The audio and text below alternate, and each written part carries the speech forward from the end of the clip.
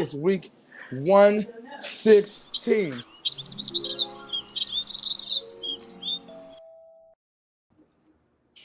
All right. And this is called The Homos Sex and Romance. And it's coming from the beautiful DJ A1's Instagram. Now, Aaron Mack would love to just rest his head on DJ A1's belly with one hand on his thick chocolate legs while DJ A1 gently caresses him with his meaty muscular chocolate arm. Now, nevertheless, one of Aaron Mack's heart protection devices is an inability to fully desire a man he knows is not available, i.e., heterosexual. And sex is not the biggest requirement on his list. His physical attraction to someone includes an ability to envision a physically romantic connection with the person as well. Now, Aaron Mack does not personally know DJ A1, so the fantasy can kind of run free to a point.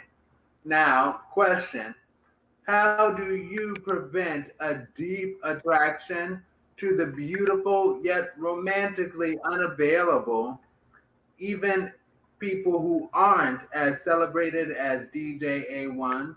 Second question: how do you determine someone to be romantically available?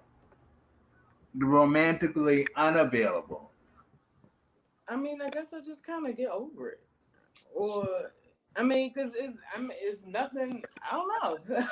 There's nothing I can really do about that. I guess I would just get over it. Like, because people are attractive, people want to always be attractive. Right. But, and just because I find somebody attractive don't mean I want to be sexually involved with them, though. Um, but I guess I would get over it, you know. I might think about it so much, I might dream about it, and then I'll be done. Like, I've been dreaming to be done with it. Okay. That's all right. We've all been there, done that. Okay. Won't be the first time. Um, so that's the first part of the question. So I'll ask the same thing. I think the best way to prevent something like that, even though they're beautiful, they're gorgeous, everything, they're celebrity, whatever the case may be, is think about the reality. Your reality is, can you really be with somebody of that stature, of that caliber, in that lane? And if you can't, stay in your lane and figure out somebody that's in your lane that works for you. Period. Don't go outside your lane. Know your lane, and that's that. That's how I feel about that. That's how you prevent that. Sorry, Aaron. But just don't get too deep. Don't get too deep, friends.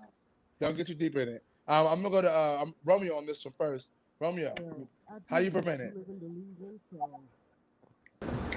I don't have this problem. I mean, I mean,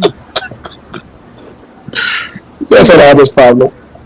if I've never heard of this DJ person until I got the article for, until I got our show rundown.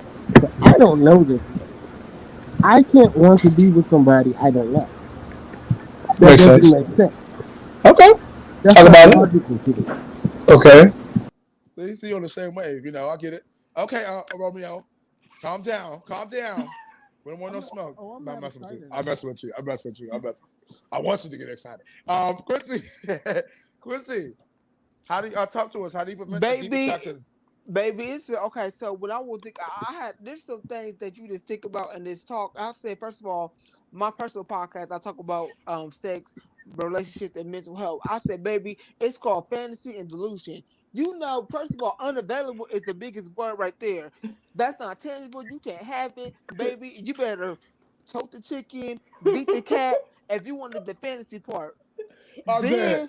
Then I'm fucking but dead. the delusion part is, this person unavailable. So why? So why? It's the why. It's the why. It's a Keep while it for as me.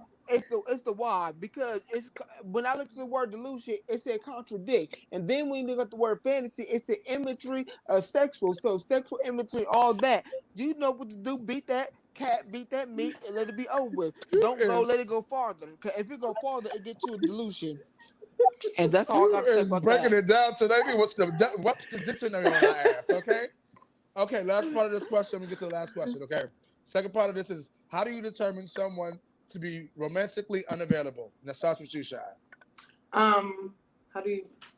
I mean, I guess just conversing with them. I mean, you won't really know unless you ask, or I mean, yeah, probably just Just have a ask. But conversation. some That's people, one on some one. people lie just because they still want to have sex. But who was really ever all the way available?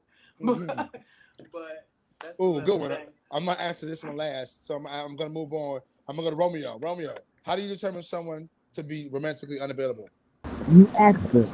And here's the thing: if you can't contact them, they're not for you. Mm. If you can't contact After them, I ask that question, you don't need to have fantasies about it because it's never gonna happen.